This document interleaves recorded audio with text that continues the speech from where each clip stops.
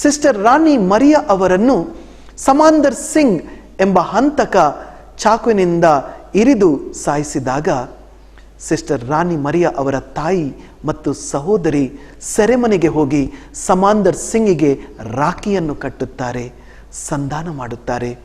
ಮಾತ್ರವಲ್ಲ, ಅಮೆರಿಕದಲ್ಲಿ ಒಬ್ಬ ಹಂತಕನು LKG UKGಯ ಮಕ್ಕಳನ್ನು ಗುಂಡಿಟ್ಟು ಸಾಯಿಸಿದಾಗ ಆ ಕೂಸುಗಳ ಆ ಮಕ್ಕಳ ತಂದೆ ತಾಯಿಯರು ಸೆರೆಮನೆಗೆ ಹೋಗಿ ಆ ಹಂತಕನನ್ನು ಅಪ್ಪಿ ಹಿಡಿಯುತ್ತಾರೆ, ಸಂಧಾನ ಮಾಡುತ್ತಾರೆ.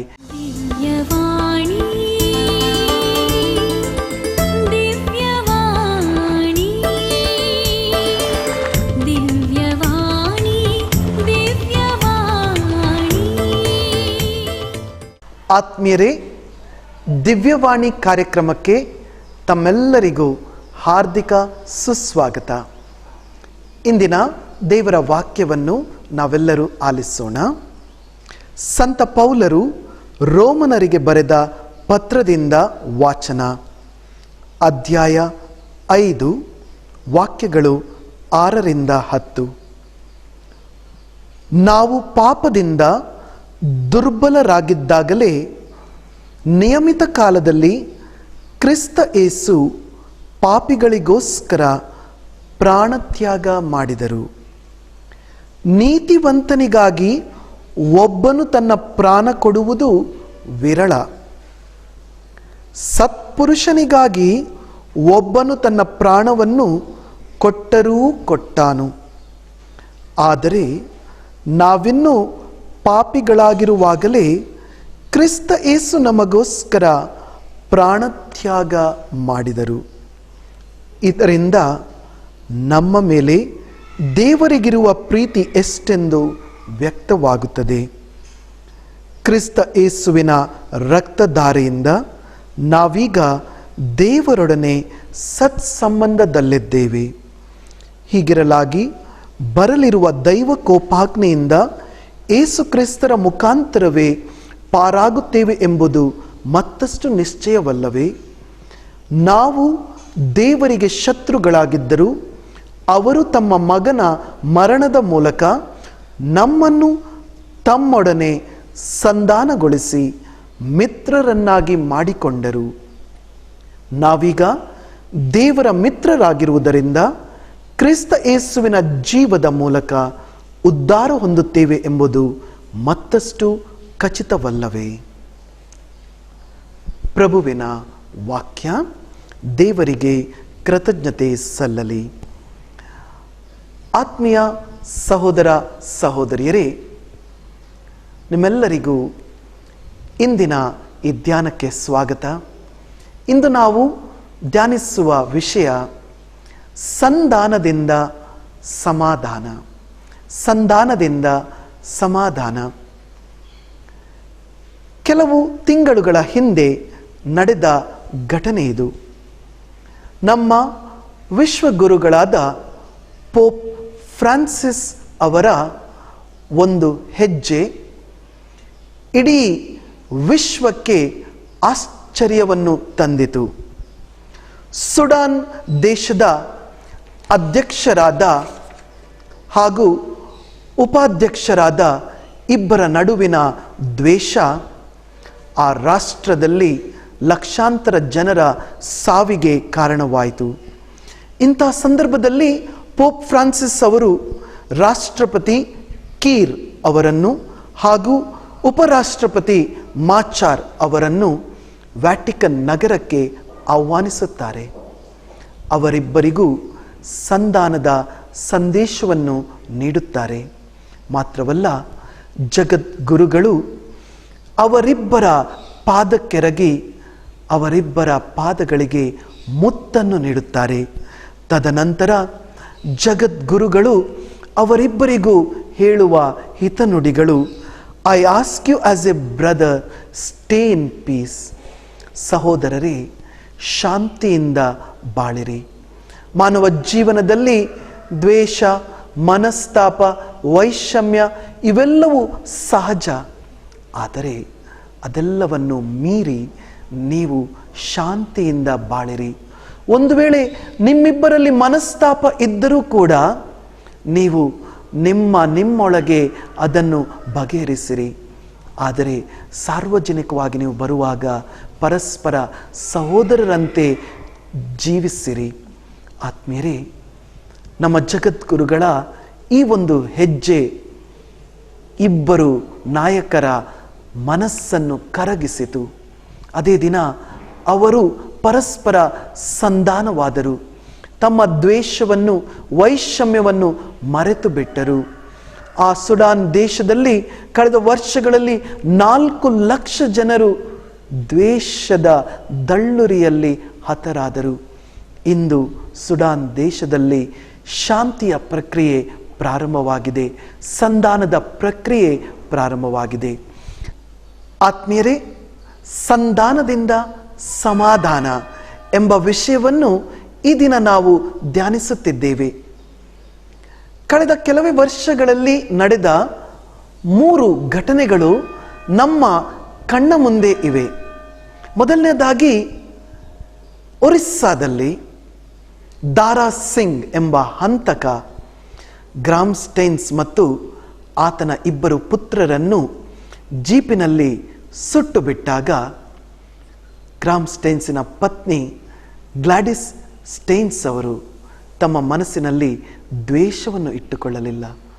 ಬದಲಾಗಿ ಸಾರ್ವಜನಿಕ ಸಭೆಯಲ್ಲಿ ಅವರು ಹೇಳಿದ ಮಾತು, ದಾರಾ ಸಿಂಗ್ನನ್ನು ನಾನು ಕ್ಷಮಿಸಿದ್ದೇನೆ, ದಾರಾ ಸಿಂಗ್ ಬಗ್ಗೆ ನನಗೆ ಯಾವುದೇ ದ್ವೇಷ ಇಲ್ಲ.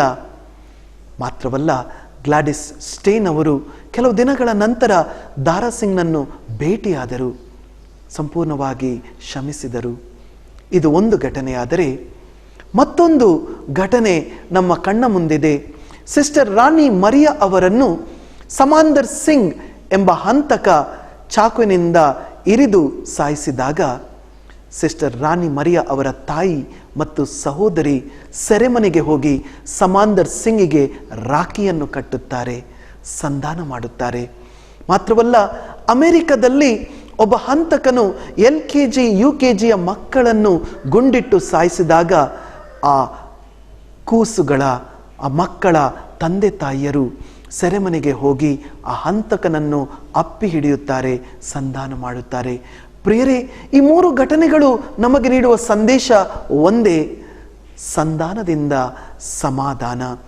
ಸಂಧಾನ ಎಂದಾಗ 4 ಅಂಶಗಳು ನಮ್ಮ ಮನಸ್ಸಿಗೆ ಬರುತ್ತವೆ. ಮೊದಲನೆಯದು ದೇವರೊಂದಿಗೆ ಸಂಧಾನ, ಎರಡನೆಯದು ಪರರೊಂದಿಗೆ ಸಂಧಾನ, ಮೂರನೆಯದು ಪ್ರಕೃತಿಯೊಂದಿಗೆ ಸಂಧಾನ ಹಾಗೂ ನಾಲ್ಕನೆಯದು ತನ್ನೊಂದಿಗೆ ಸಂಧಾನ. ಈ 4 ಅಂಶಗಳನ್ನು ನಾವು ತುಸು ಹೊತ್ತು ಧ್ಯಾನಿಸೋಣ. ಮೊದಲನೆಯದು ದೇವರೊಂದಿಗೆ ಸಂಧಾನ.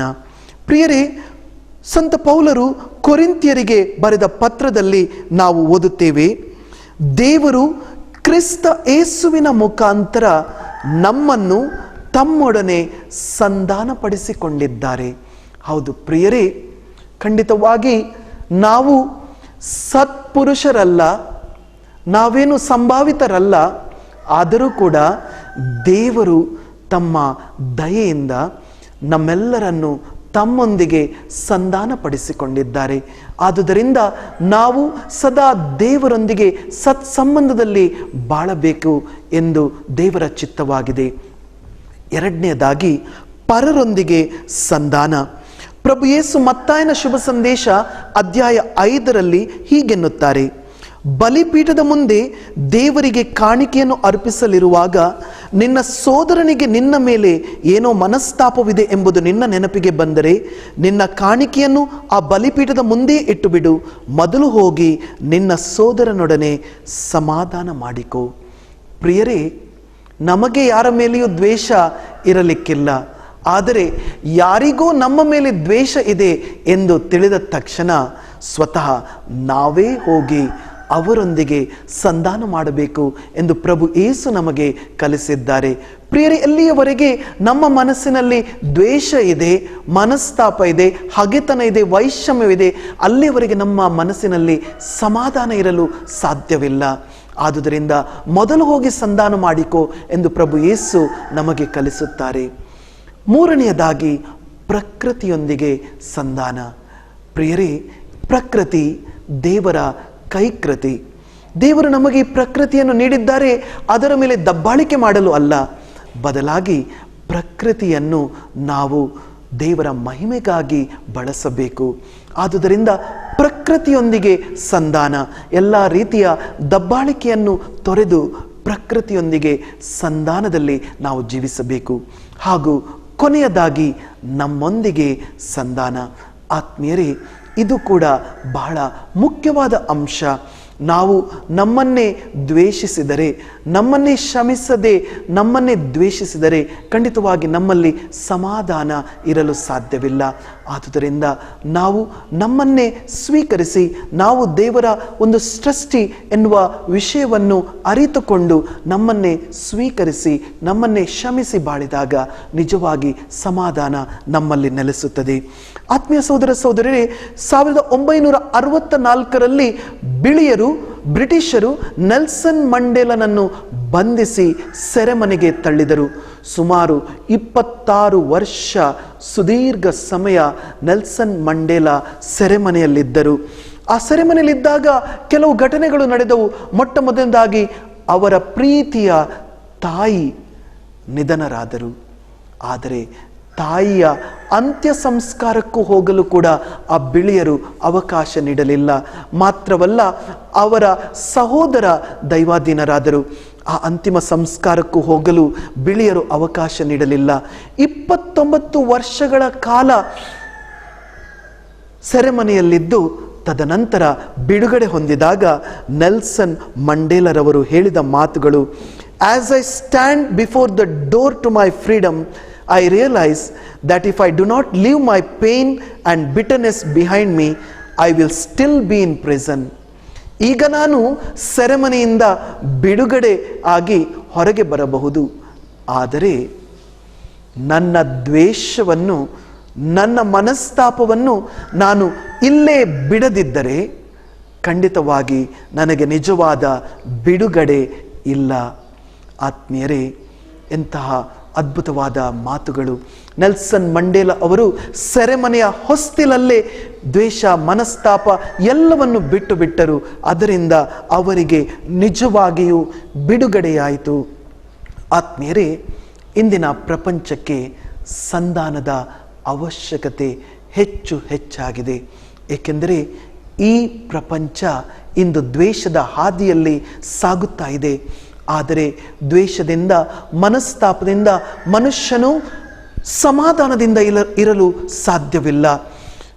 ಕೆಲವು ವರ್ಷಗಳ ಹಿಂದೆ ಜರ್ಮನಿ ದೇಶದಲ್ಲಿ ನಡೆದ ಘಟನೆ ನಮ್ಮ ಕಣ್ಣ ಮುಂದಿದೆ. ಈಸ್ಟ್ ಜರ್ಮನಿ ಮತ್ತು ವೆಸ್ಟ್ ಜರ್ಮನಿ 2 ದೇಶಗಳು ತಮ್ಮ ನಡುವೆ ಒಂದು ದೊಡ್ಡ ಗೋಡೆಯನ್ನು ಕಟ್ಟಿಕೊಂಡಿದ್ದರು. ಪರಸ್ಪರ ದ್ವೇಷದಿಂದ ಜೀವಿಸುತ್ತಿದ್ದರು. ಆದರೆ ಕಟ್ಟ ಕಡೆಗೆ 2 ದೇಶಗಳಿಗೂ ಅರಿವಾಯಿತು, ಈ ದ್ವೇಷದಿಂದ ಅವರು ಮಾಡಿದ್ದ ಸಾಧನೆ ಏನೇನೂ ಇಲ್ಲ. ಆದುದರಿಂದ 1989ರಲ್ಲಿ 2 ದೇಶಗಳು ಒಂದು ತೀರ್ಮಾನ ಮಾಡಿದರು. ಆ ತೀರ್ಮಾನ ಏನೆಂದರೆ ಬರ್ಲಿನ್ ಗೋಡೆಯನ್ನು ಕೆಡವಿ ಹಾಕುವುದು. 2 ದೇಶಗಳ ಜನರು ಆ ದಿನ ಜೊತೆ ಸೇರಿದರು. ಅವರು 2 ದೇಶಗಳ ಜನರು ಆ ಗೋಡೆಯನ್ನು ಕೆಡವಿ ಹಾಕಿದರು. ಎಂಥ ಸಂತೋಷ, ಎಂಥ ಆನಂದ! ಆ ದಿನ ಅವರು ಪರಸ್ಪರರನ್ನು ಅಪ್ಪಿ ಹಿಡಿದರು. ಮಾತ್ರವಲ್ಲ, ಅಂದಿನಿಂದ ಅವರು ಸಹೋದರರಾಗಿ ಬಾಳಿದರು. ಈಸ್ಟ್ ವೆಸ್ಟ್ ಎಂಬ ಭೇದವಿಲ್ಲದೆ ಅವರು ಒಂದೇ ಜರ್ಮನಿ ರಾಷ್ಟ್ರವಾದರು. ಆತ್ಮೀಯರೇ, ಎಲ್ಲಿಯವರೆಗೆ ನಮ್ಮ ಮನಸ್ಸಿನಲ್ಲಿ ದ್ವೇಷ, ಹಗೆತನ ಇದೆ, ಅಲ್ಲಿಯವರೆಗೆ ನಮಗೆ ಮನಃಶಾಂತಿ ಇರಲು ಸಾಧ್ಯವಿಲ್ಲ. 13ನೇ ಶತಮಾನದಲ್ಲಿ ಕ್ರೈಸ್ತರು ಹಾಗೂ ಮುಸಲ್ಮಾನರು ಕ್ರೂಸೇಡ್ಸ್ ಎಂಬ ಯುದ್ಧವನ್ನು ಮಾಡುತ್ತಿದ್ದರು. ಈ ಯುದ್ಧದಲ್ಲಿ ಸಾವಿರಾರು ಕ್ರೈಸ್ತರು ಹಾಗೂ ಸಾವಿರಾರು ಮುಸಲ್ಮಾನರು ಹತರಾದರು. ಇದರಿಂದ ಆದ ಪ್ರಯೋಜನ ಏನೂ ಇಲ್ಲ. ಇಂಥ ಸಂದರ್ಭದಲ್ಲಿ ಸಂತ ಫ್ರಾನ್ಸಿಸ್ ಅಸ್ಸಿಸಿಯವರು ಮುಸಲ್ಮಾನ್ ದೊರೆಯನ್ನು ಭೇಟಿಯಾಗುತ್ತಾರೆ. ಆ ದಿನ ಅವರಿಬ್ಬರು ಕುಳಿತು ಪವಿತ್ರ ಗ್ರಂಥದ ಬಗ್ಗೆ ಮಾತನಾಡುತ್ತಾರೆ. ತಮ್ಮ ದೈವಾನುಭವವನ್ನು ಪರಸ್ಪರ ಹಂಚಿಕೊಳ್ಳುತ್ತಾರೆ. ಅದೇ ಸಂದರ್ಭದಲ್ಲಿ ಕ್ರೈಸ್ತರಿಗೂ ಮುಸಲ್ಮಾನರಿಗೂ ಸಂಧಾನವಾಗುತ್ತದೆ. ಈ ಒಂದು ಯುದ್ಧ ನಿರರ್ಥಕ ಎಂಬುದನ್ನು ಅವರು ಅರ್ಥ ಮಾಡಿಕೊಳ್ಳುತ್ತಾರೆ ಹಾಗೂ ಅವರಿಬ್ಬರು ಸಂಧಾನವಾಗುತ್ತಾರೆ. ಈ ಮೂಲಕ ಅಲ್ಲಿ ಸಂತೋಷ ಸಮಾಧಾನ ಮೂಡುತ್ತದೆ. ಆತ್ಮೀಯ ಸಹೋದರ ಸಹೋದರಿಯರೇ, ನಮ್ಮ ಇಂದಿನ ಜಗದ್ಗುರುಗಳಾದ ಪೋಪ್ ಫ್ರಾನ್ಸಿಸ್ ಅವರು ನಮ್ಮೆಲ್ಲರಿಗೂ ಸಂಧಾನದ ಸಂದೇಶವನ್ನು ನೀಡಿದ್ದಾರೆ. ಕೆಲವೇ ತಿಂಗಳುಗಳ ಹಿಂದೆ ಅವರು ಅಬುಧಾಬಿ ರಾಷ್ಟ್ರಕ್ಕೆ ಭೇಟಿ ನೀಡಿದರು. ಅಲ್ಲಿ ಮುಸ್ಲಿಮರ ಪ್ರಧಾನ ಗುರುಗಳನ್ನು ಭೇಟಿಯಾಗಿ ಅವರನ್ನು ಅಪ್ಪಿ ಹಿಡಿದರು. ಈ ಮೂಲಕ ಈ ಜಗತ್ತಿಗೆ ಅವರು ಒಂದು ಮುಖ್ಯವಾದ ಸಂದೇಶವನ್ನು ನೀಡಿದರು. ಇಂದಿನ ಜಗತ್ತಿನಲ್ಲಿ ಪರಸ್ಪರ ಕಚ್ಚಾಡುವುದರಿಂದ, ಪರಸ್ಪರ ದ್ವೇಷಿಸುವುದರಿಂದ, ಭಯೋತ್ಪಾದನೆಯಿಂದ ಯಾವುದೇ ಲಾಭವಿಲ್ಲ. ಆದರೆ ನಾವೆಲ್ಲರೂ ಒಂದೇ ಕುಟುಂಬ, ನಾವೆಲ್ಲರೂ ಒಂದೇ ಸಮಾಜ ಎಂಬ ಮನೋಭಾವದಿಂದ ಬಾಳಿದರೆ ಖಂಡಿತವಾಗಿ ಈ ಪ್ರಪಂಚದಲ್ಲಿ ಸಮಾಧಾನ, ಶಾಂತಿ ನೆಲೆಸಲು ಸಾಧ್ಯ. ಇದೇ ಕರೆಯನ್ನು ಈ ದಿನ ನಮ್ಮ ಜಗದ್ಗುರುಗಳಾದ ಪೋಪ್ ಫ್ರಾನ್ಸಿಸ್ ಅವರು ನಮ್ಮೆಲ್ಲರಿಗೂ ನೀಡಿದ್ದಾರೆ. ಸಂಧಾನದಿಂದ ಸಮಾಧಾನ. ಆದುದರಿಂದ ಆತ್ಮೀಯರೇ, ನಾವೆಲ್ಲರೂ ಸಂಧಾನದ ಸಾಧನಗಳಾಗೋಣ. ಈಗ ನಾವೆಲ್ಲರೂ ನಮ್ಮ ಕರಗಳನ್ನು ಜೋಡಿಸೋಣ, ನಾವೆಲ್ಲರೂ ಪ್ರಾರ್ಥಿಸೋಣ. ತಂದೆಯಾದ ದೇವರೇ, ನಿಮ್ಮ ಪುತ್ರ ಪ್ರಭು ಯೇಸುವಿನ ಮೂಲಕ ನೀವು ನಮ್ಮನ್ನು ನಿಮ್ಮೊಂದಿಗೆ ಸಂಧಾನಗೊಳಿಸಿದ್ದೀರಿ. ತಂದೆಯಾದ ದೇವರೇ, ಇಂದಿನ ಜಗತ್ತಿನಲ್ಲಿ ಸಂಧಾನ ಅವಶ್ಯವಾಗಿದೆ. ನಾವೆಲ್ಲರೂ ಸಂಧಾನದ ಸಾಧನಗಳಾಗುವಂತೆ ನಮ್ಮನ್ನು ಆಶೀರ್ವದಿಸಿರಿ. ಈ ದ್ವೇಷದ ಜಗತ್ತಿನಲ್ಲಿ, ಹಗೆತನದ ಜಗತ್ತಿನಲ್ಲಿ ನಾವು ಪ್ರತಿಯೊಬ್ಬರು ಸಂಧಾನದ ಸಾಧನಗಳಾಗುವಂತೆ ನಮ್ಮನ್ನು ಆಶೀರ್ವದಿಸಿರಿ. ಎಲ್ಲಿ ದ್ವೇಷ ಇದೆ, ಎಲ್ಲಿ ಹಗೆತನ ಇದೆ, ಅಲ್ಲಿ ಶಾಂತಿ, ಸಮಾಧಾನವನ್ನು, ಕ್ಷಮೆಯನ್ನು ಹರಡಲು ನಿಮ್ಮ ಅನುಗ್ರಹವನ್ನು ನಮಗೆ ನೀಡಿರಿ. ಹೀಗೆ ನಾವೆಲ್ಲರೂ ಸಂಧಾನಕ್ಕಾಗಿ ಶ್ರಮಿಸುತ್ತಾ ಒಂದು ಹೊಸ ಸಮಾಜವನ್ನು, ಶಾಂತಿ ಸಮಾಧಾನದ ಸಮಾಜವನ್ನು ಕಟ್ಟಲು ಬೇಕಾದ ಅನುಗ್ರಹವನ್ನು ನಮಗೆ ದಯಪಾಲಿಸಿರಿ. ನಿಮ್ಮ ಪುತ್ರ ಪ್ರಭು ಯೇಸುವಿನ ನಾಮದಲ್ಲಿ ಪ್ರಾರ್ಥಿಸುತ್ತೇವೆ. ಆಮೆನ್.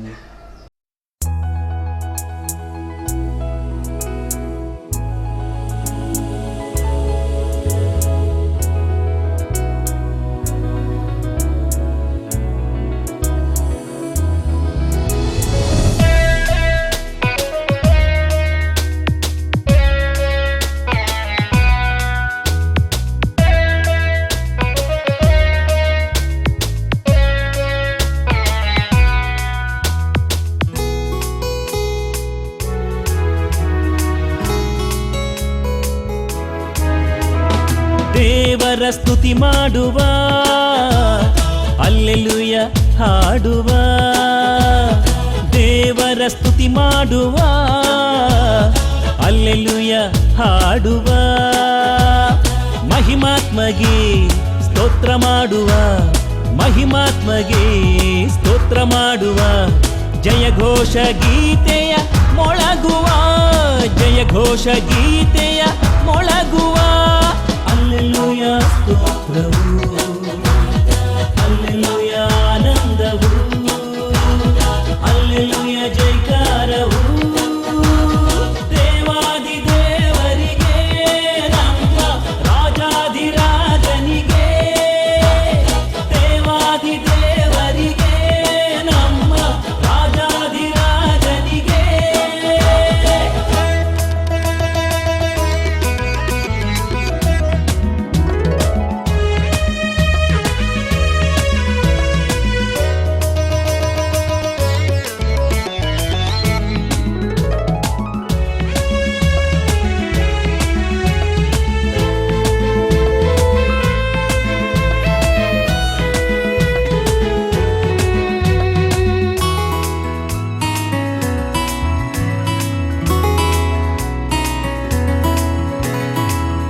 ನೋವು ಭಯವು ಬಾಧೆ ಏನೇ ಬಂದರು ನಿನ್ನ ನಾಮದಿ ಜಯಿಸುವೆ.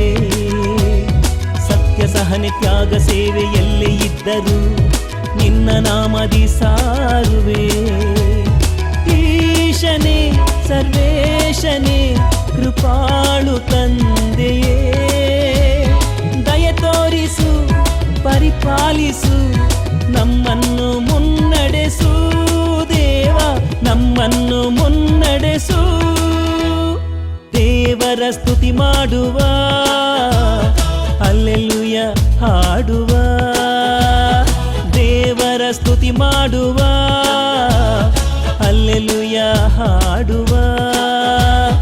ಮಹಿಮಾತ್ಮಗೆ ಸ್ತೋತ್ರ ಮಾಡುವ, ಮಹಿಮಾತ್ಮಗೆ ಸ್ತೋತ್ರ ಮಾಡುವ. ಜಯ ಘೋಷ ಗೀತೆಯ ಮೊಳಗುವ, ಜಯ ಘೋಷ ಗೀತೆಯ ಮೊಳಗುವ. ಹಲ್ಲೆಲೂಯ ಸ್ತೋತ್ರವು, ಹಲ್ಲೆಲೂಯ ಆನಂದವು, ಹಲ್ಲೆಲೂಯ ಜೈಕಾರವು. ದೇವಾದಿ ದೇವರಿಗೆ ನಮ್ಮ ರಾಜಾಧಿರಾಜನಿಗೆ, ದೇವಾದಿ ದೇವರಿಗೆ ನಮ್ಮ ರಾಜಾಧಿರಾಜನಿಗೆ.